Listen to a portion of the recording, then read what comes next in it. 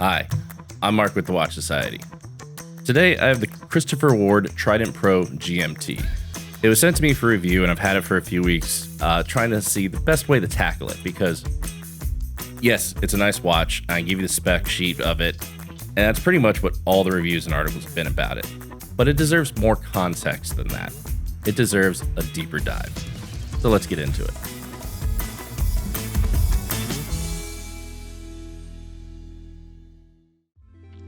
So Christopher Ward has been around since 2004. In 20 years, the brand has gone from a small micro brand to a true independent that creates part of its own movements, assembles their own watches, and with the Bel Canto has really put themselves on the map as being more than just your average micro brand. And watching the iterations of things change, of different models change throughout the years, really puts a point on how they've grown. And the Trident Pro GMT is a great example of that.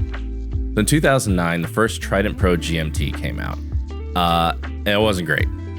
It had a copy of a Rolex bezel on it, an Omega dial with the wave pattern on it, spade hands that come straight from pocket watches, no business belonging on that watch, and a 4:30 date window, which has to be the most universally disliked placement of a date window. Put it at 3, put it at 6, get rid of it. Just do not put it at 4:30. Nobody likes it there. It just, not even on El Primero do I think it works.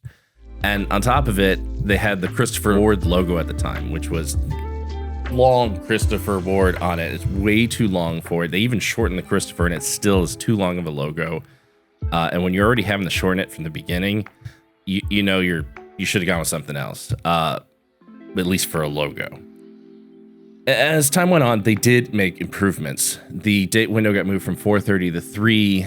The bezel, still not the greatest for comparing it to better made watches, but the dial did get cleaned up. The dial started looking better. The hands started going away and becoming more of the signature look you'd expect, or what we've become to expect from Christopher Ward.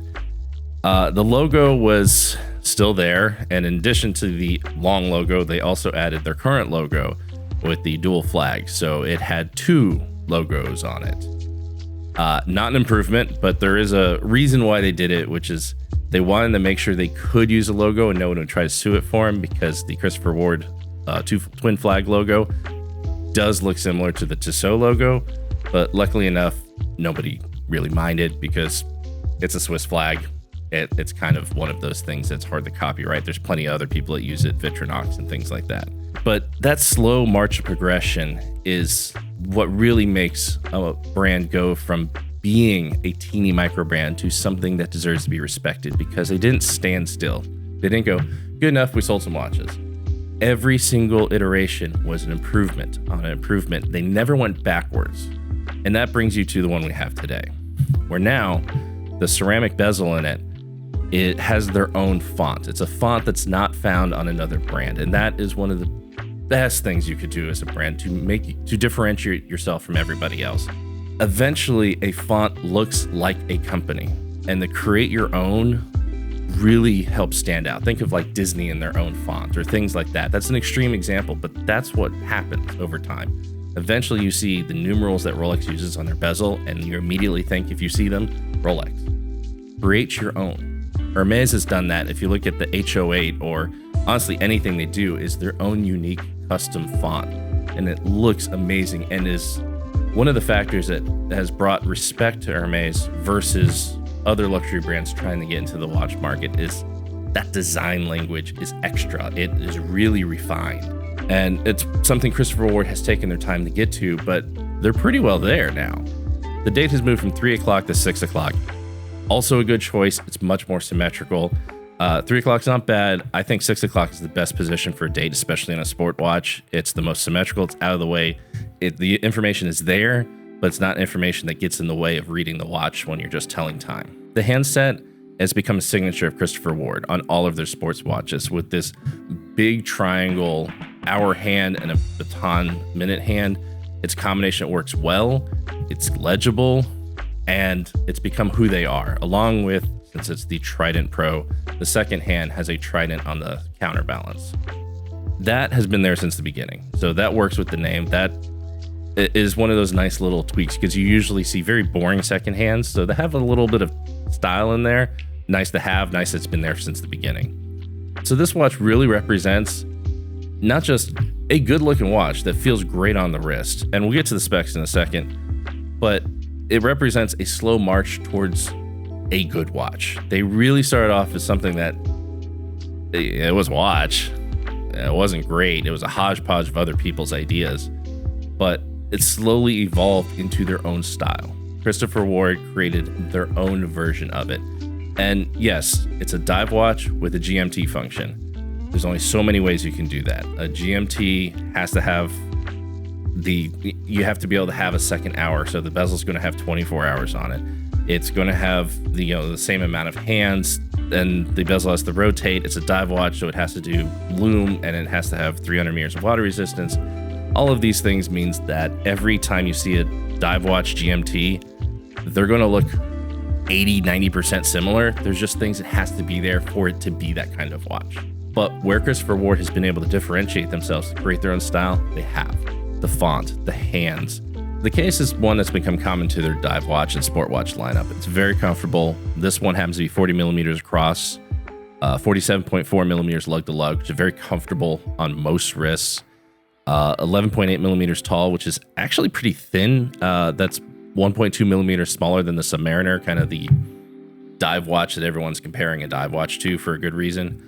And has powered by a Selita collar GMT with 56 hours of power reserve. Exactly what you're expecting or hoping for a watch that's $1,500 in this case. It comes with the 5-link bracelet or the 3-link and 3 different dial colors.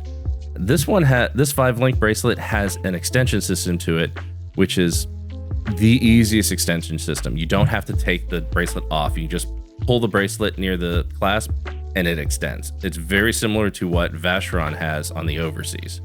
So that's a pretty good compliment when you can compare your extension system to somebody like Vacheron Constantin. Of the 3 dial variations that come, this one is a little unique because the 6 o'clock is dissected by colors.